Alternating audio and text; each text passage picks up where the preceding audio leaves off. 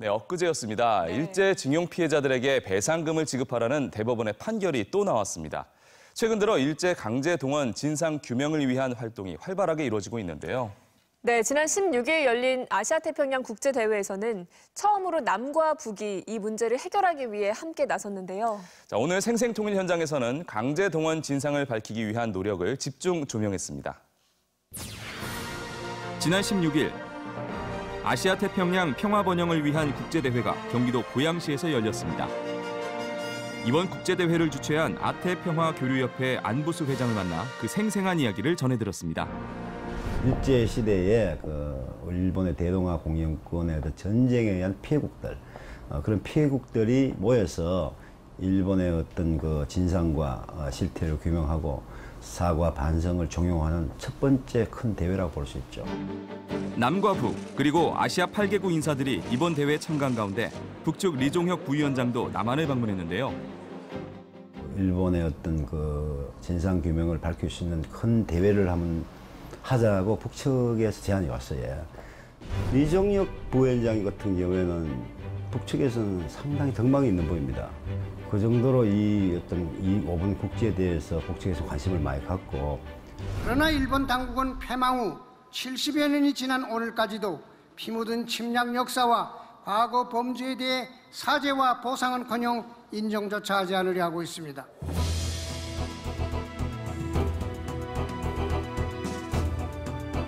심정은 그보다 더 강하게 하고 싶었대요. 근데 우리 남측이 어떤 또 이상이 있고 해서 그 분의 말씀이 실제 북측의 모든 국민들의 마음이다. 주목받은 또 한 사람, 하토야마 유키오 일본 전 총리입니다. 그분은 우리 일본이 언젠가는 이 아시아 태평양에 이에 대한 진상을 발표하고 스스로가 뉘우치지 않으면 고립된다고 생각을 하고 계세요. 이 평화번영의 시대에 발맞추고 가기 위해서는 일본이 스스로 자숙하고 사과를 하고 응당한 조치를 취해야 된다. 이번 국제대회를 2년간 준비해온 안부수 회장은 일제 강제동원 진상 규명을 위해 달려왔는데요. 그렇다면 일제 강제동원, 정확히 어떤 사건일까요? 지역동원, 부역이라든지 동네 마을 개선, 철도 다 동원이 됐어요. 거의 늙고 병들고 어린아이 빼고 다 동원됐다고 보시면 돼요. 그래서 그걸 총해서 한 800만으로 봐요. 800만이라는 게 어마어마한 인구예요. 그때 당시 인구를 비하면.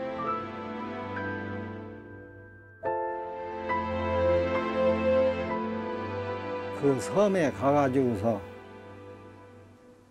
참말로 창살 없는 감옥에서 살다시피 하고 온 사람이야. 한국 쌀로 밥은 밥, 그게 제일 먹고 싶었거든.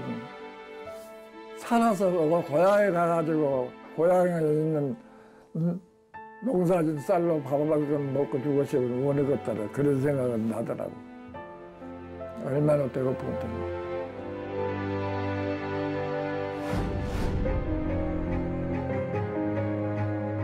이 책이 뭐냐면은 이제 지금까지 일본 각 현장에 다니면서 조사하고 발굴한 내용들을 이렇게 책으로 사진으로 내놓고 그동안 우리가 했던 내용들.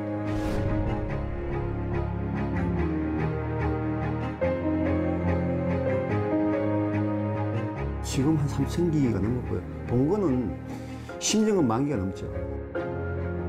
저유골을 정말 수습하기 위해서는 유골 속에 들어가 봐야 돼요.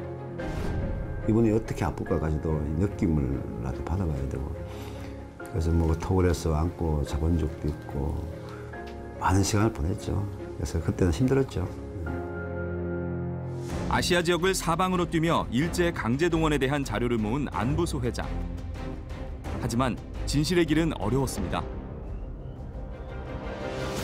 그래서 그런 것에 대한 우리 정부와 일본 정부의 한일협정이라는 것을 이제 1965년도에 한일협정에 빠진 항목들이 많아요. 살림 문제, 유골 문제, 공탁금 문제, 특히 성동원, 위안부 할머니 문제.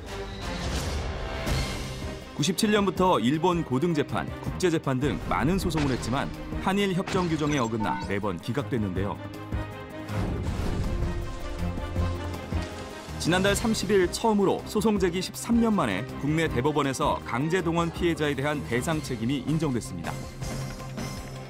이러한 상황에서 강제동원 위자료 청구권이 청구권 협정의 적용 대상에 포함되었다고 보기는 어렵습니다.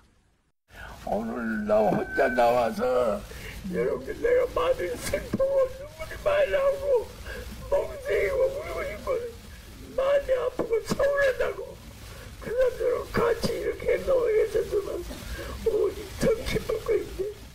아주 획기적인 판결이에요.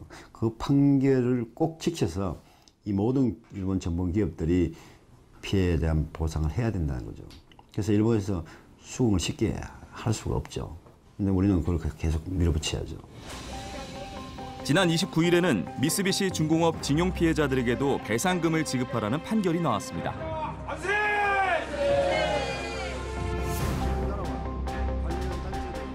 과거 대일항쟁이 당시 일본에 의해 자행된 강제동원을 명백한 전쟁 범죄로 단정하고 강력히 규탄하였다.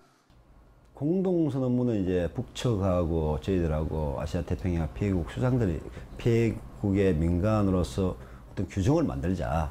이것을 그냥 이대로 이 대회 한 번으로 그냥 중단하면 안 된다. 공동선언문에 보면 발표문에 보면은 평화공원이라고 있어요.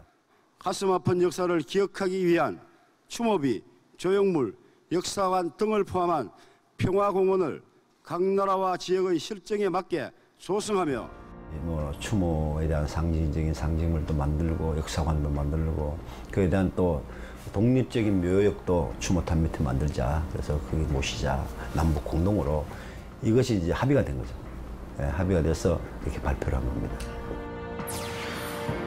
이제 시작인 강제동원 진상규명. 아직은 갈 길이 먼데요. 이것도 시간이 지나면 국민들이 잊어가잖아요. 지나기 전에 다시 각인시키고 이것을 홍보하고 이 아픈 역사를 많이 이제 인식이 돼야만이 일본의 어떤 그 왜곡된 것으로 국민들이 함께 아시아 태평양 함께 해서 반성시키고 무릎 꿇게 해야죠. 남과 북으로 갈라지기 전 겪은 피해. 이제는 남북이 함께 손잡고 한 걸음 한 걸음 치유해 가고 있습니다.